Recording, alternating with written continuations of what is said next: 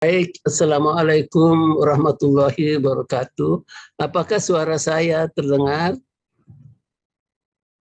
Prof, silakan. Ya, baik. Selamat siang, para hadirin sekalian. Syukur, alhamdulillah kita bisa berkumpul kembali setelah beberapa kali kerjasama dengan PT Darya Varia. Yang terhormat para pimpinan dari Avaria, Bapak Joy Romana dan seluruh unsur manajemen yang tadi diwakili oleh Bapak Petrus Liang, yang terhormat para pembicara, yang terhormat moderator. Pertama-tama izinkanlah saya mengucapkan banyak terima kasih atas nama pengurus Pusat Perdawiri kepada PT Darya Varia Tbk atas kerjasama yang baik yang sudah dilaksanakan beberapa kali dengan PP Perdawiri. Apa yang kita lakukan ini penting sekali bagi kita semua, terutama kepada seluruh anggota Perdawiri, tentang untuk mengetahui perkembangan-perkembangan terakhir dari ilmu dan teknologi yang seperti dikatakan oleh Pak Petrus Liang tadi berada terdepan dalam berbagai aspek tertentu.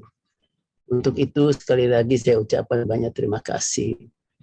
Saya juga ditugaskan untuk menyampaikan tentang etiko-mediko-legal yang berkaitan dengan kompetensi atau penguatan kompetensi dokter umum di bidang estetika.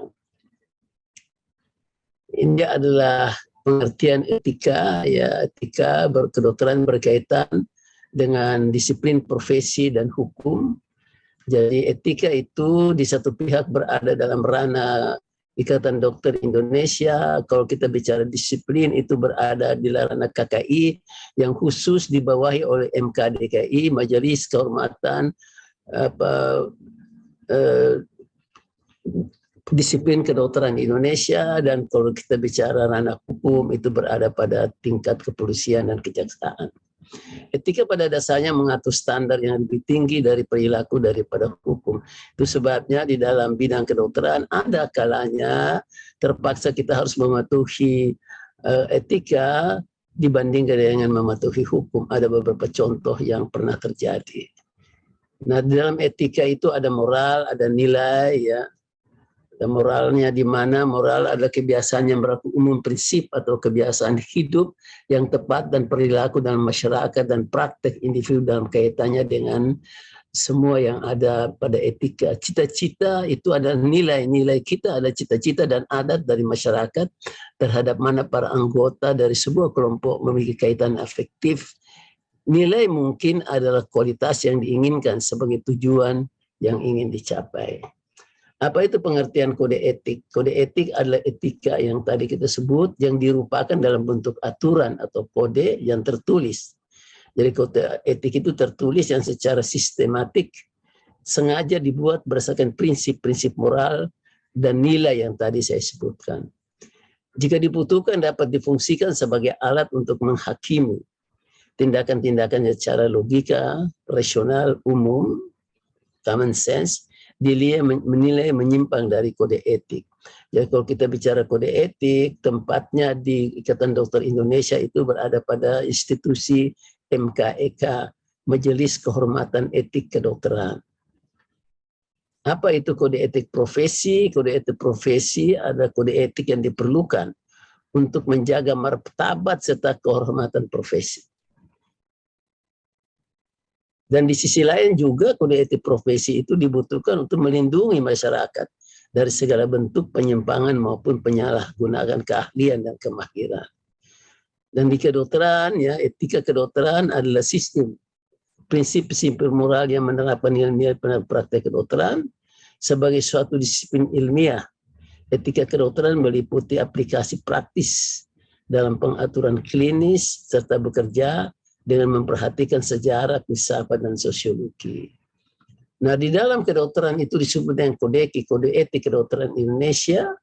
Jika etika profesi kedokteran Indonesia yang wajib ditaati dan dilaksanakan oleh dokter dalam wilayah Negara Kesatuan Republik Indonesia yang terdiri dari kewajiban umum, ada 13 pasal. Kewajiban dokter pasien ada 4 pasal. Kewajiban terhadap sejawat ada 2 pasal, dan kewajiban terhadap diri sendiri ada 2 pasal. Jadi saya tidak menjelaskan satu persatu pasal, tapi kalau Anda buka di web ID, Anda meminta kodeki, kodeki itu akan keluar dalam bentuk buku yang jelas dalam 21 pasal. Prinsip-prinsip etika kedokteran itu adalah hak, kebebasan untuk melakukan dan mengambil keputusan. Tiap dokter itu mempunyai hak kebebasan untuk melakukan dan mengambil keputusan. Kemudian prinsip yang berikutnya adalah berbuat baik, bermurah hati. Prinsip berikutnya adalah memegang rahasia, tidak membahayakan atau mencelakakan siapa saja, utamanya para pasien, tidak berpihak, dan setia terhadap tugas dan kewajiban yang biasa disingkat dengan A, B, C, D, E, F, autonomy, beneficence, confidentiality, do not harm, non-maleficence, equity or justice, dan fidelity. Dan ini adalah prinsip penting dari etika yang kemudian dituangkan dalam 21 pasal yang ada pada Kode Etik Kedokteran Indonesia. Hal kedua yang berhubungan dengan kode etik itu dalam etika mediko-legal itu ada disiplin profesi kedokteran. Disiplin profesi kedokteran ini dalam ranah kedokteran itu berada di bawah Konsil Kedokteran Indonesia yang membentuk secara independen satu institusi sendiri yang namanya MKDKI, Majelis Kehormatan Disiplin Kedokteran Indonesia. Dia tidak juga dipengaruhi oleh KKI. Dia mengambil keputusan yang independen terhadap disiplin profesi kedokteran. Disiplin profesi kedokteran, ketaatan terhadap aturan-aturan dan atau ketentuan penerapan keilmuan dalam pelaksanaan praktek kedokteran yang bertujuan untuk memberikan perlindungan kepada masyarakat, mempertahankan dan meningkatkan mutu pelayanan kesehatan, serta menjaga kehormatan profesi. Yang berikut yang berkaitan dengan etika dan disiplin adalah hukum kedokteran. Hukum kedokteran adalah cabang hukum yang menyangkut hak-hak istimewa dan tanggung jawab profesional kedokteran dan hak-hak pasien. Cabang-cabang utama adalah aturan dan perundang-undangan tentang kerahasiaan, tentang kelalaian, tentang gugatan yang sehubungan dengan perawatan medis, atau biasa juga disebut dengan malpraktek, terutama di bidang kesehatan. Malpraktek artinya melakukan sesuatu yang tidak seharusnya tidak dilakukan, atau tidak melakukan sesuatu yang seharusnya harus dilakukan. Dan hukum pidana dan hukum kontrak di bidang praktek kedokteran dan pengobatan. Hukum kedokteran ini sekarang mengalami kemajuan yang luar biasa, sehingga hampir sebagian besar fakultas hukum terkemuka di Indonesia memiliki prodi khusus, program studi khusus mengenai hukum kedokteran ini, baik untuk S2 maupun untuk S3. Sehingga dengan demikian perkembangan dari kode etik yang sejak lama di kedokteran, di ID, kemudian perkembangan terakhir dari MKDKI yang sejak adanya peraturan undang-undang praktek kedokteran, sekarang dilengkapi dengan perkembangan mutakhir dari hukum kedokteran. Apa hubungan penguatan kompetensi kayak saya diminta ini? Karena itu mediko-legalnya saya perpendek. Apa hubungannya penguatan kompetensi dengan etika mediko-legal dalam layanan estetik? Ini pertanyaan sangat penting, sangat strategis, karena kita mengalami banyak masalah di bidang ini. Hubungan yang penting sebenarnya salah satu pelanggaran utama dari etika mediko-legal itu adalah praktik di luar kompetensi. Jadi kita sebut sebagai penguatan kompetensi. Para ahli mencatat dari 5 pelanggaran utama itu praktik tanpa STR dan atau SIP, melakukan praktik yang memberikan pasien, kolaborasi dengan perusahaan farmasi, alkes, dan perusahaan kosmetik, melanggar kepatutan sebagai penyandang profesi luhur kedokteran. Kalau kita kaitkan dengan kompetensi yang diminta kepada saya, maka dia berada pada praktek di luar kompetensi. Dan ini isu sangat menarik dari teman-teman dokter umum yang melakukan pelayanan di bidang estetika. Pertanyaan yang sangat sederhana adalah, apakah pelayanan estetik medik itu bagian dari kompetensi dokter umum?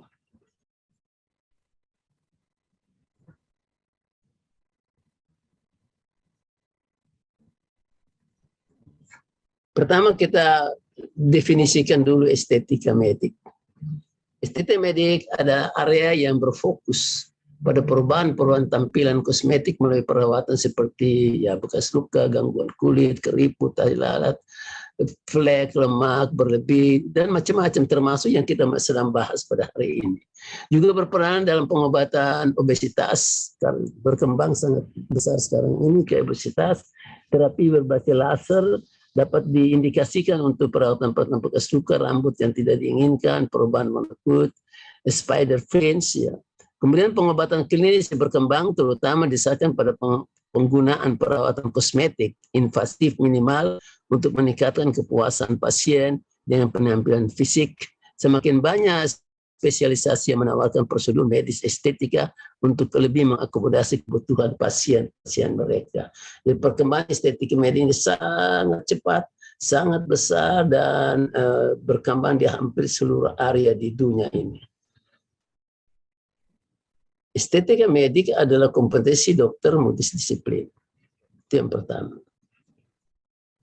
Dokter umum dan berbagai dokter spesialis. Itu adalah ciri dari estetika medik. Pada umumnya hanya untuk orang sehat. Pada umumnya tidak di-cover oleh perusahaan asuransi. Oleh karena itu, teman-teman yang bekerja di estetika medik, terutama pada klinik-klinik yang melakukan pratama yang memberikan layanan estetika medik, itu tidak berkaitan dengan BPJS. Berkaitan dengan 3 norma yang berbeda seperti saya sebutkan tadi. Etika yang berada pada ranah PBID atau ID dengan MKEK, Majelis Kehormatan Etika Kedokteran, yang bernorma dari disiplin profesi yang berada MKDKI, dan norma hukum pada aparat penegak hukum, polisi, dan jaksa.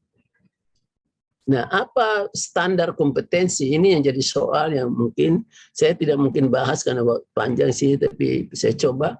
Ini penting karena ada ribuan anggota perdaweri. Dan anggota juga ribuan dokter di luar anggota perdaweri melakukan pelayanan di bidang estetika. Nah, apa itu standar kompetensi?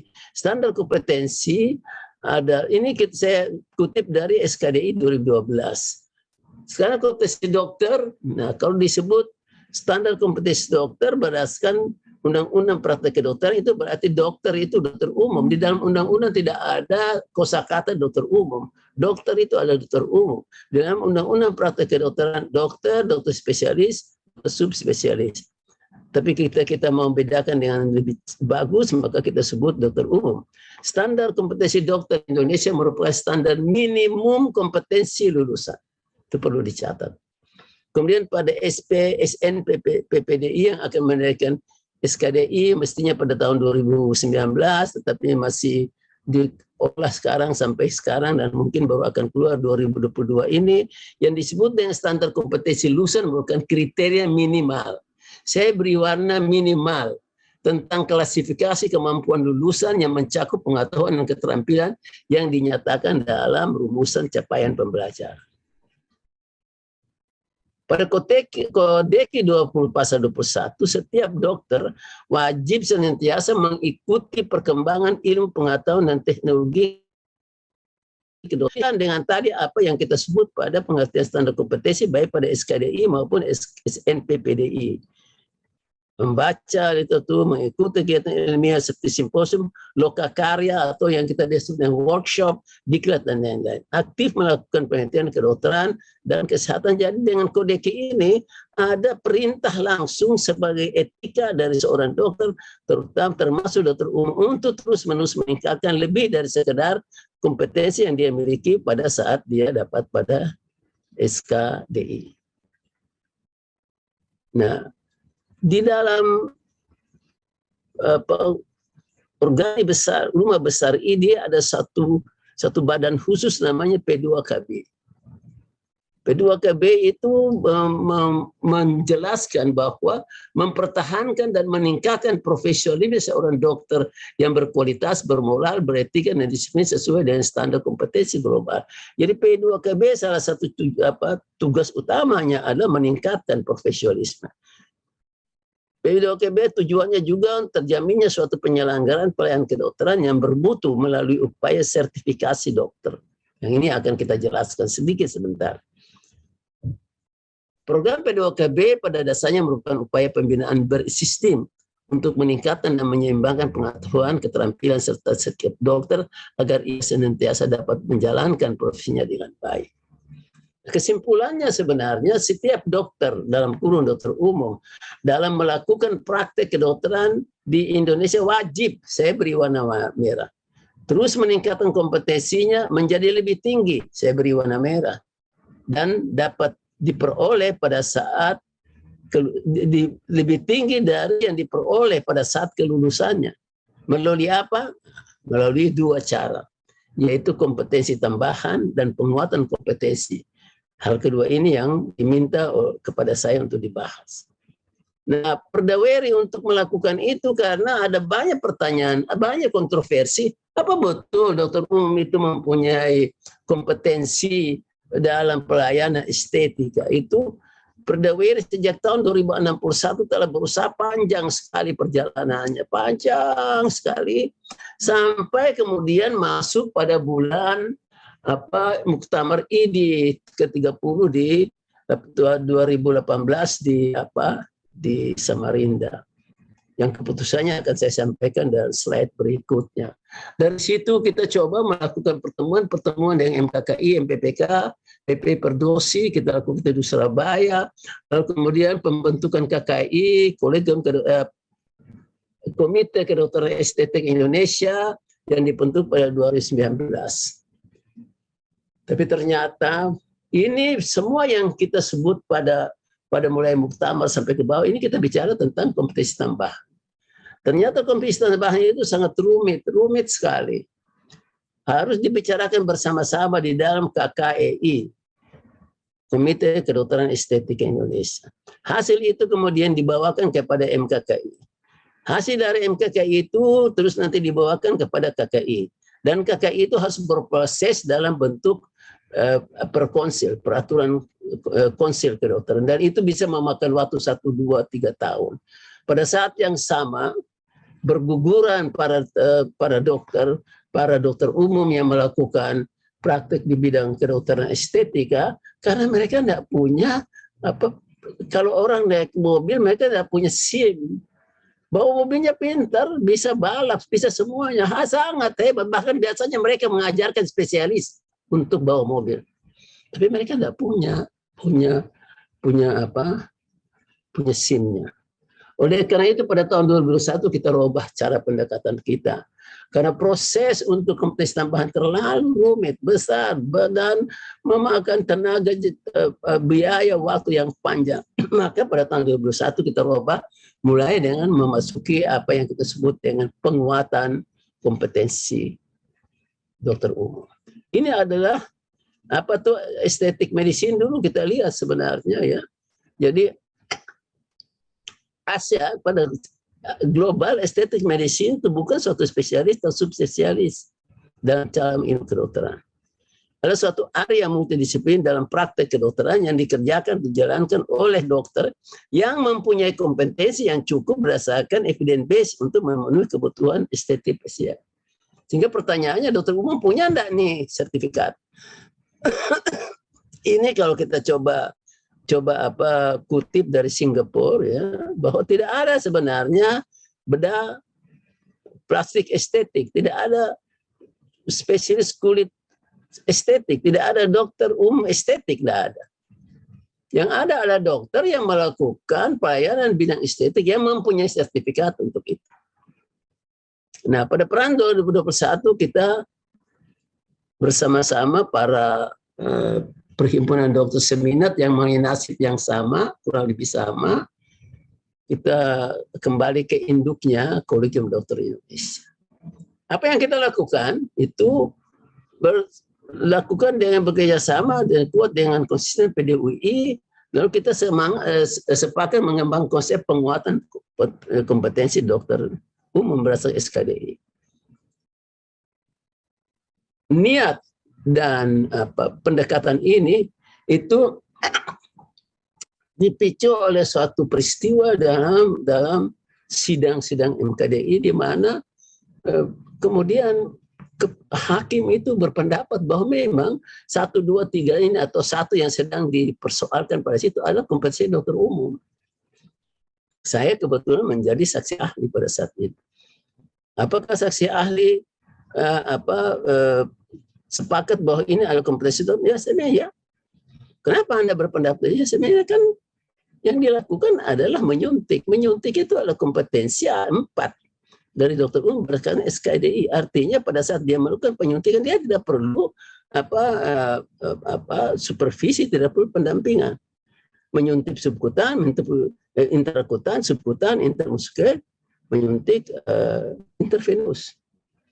Pertanyaan ya, tapi kan dia suntik obat. Di dalam SKDI tidak ditulis yang disuntik hanya boleh obat 1, 2, 3. Apalagi obat yang dipersoalkan di dalam kasus ini, obat yang boleh diresepkan oleh dokter umum. Lalu kenapa tidak boleh? Bahkan obat ini di negara-negara, banyak negara di dunia ini sudah menyebabkan obat bebas. Seperti orang hanya beli Panadol, beli paracetamol, dan seterusnya. Jadi apa salahnya? Dia mempunyai kompetensi itu menyuntik, dia menyuntik obat yang memenuhi syarat yang boleh dilakukan diresepkan oleh para dokter di Indonesia, maka tidak ada.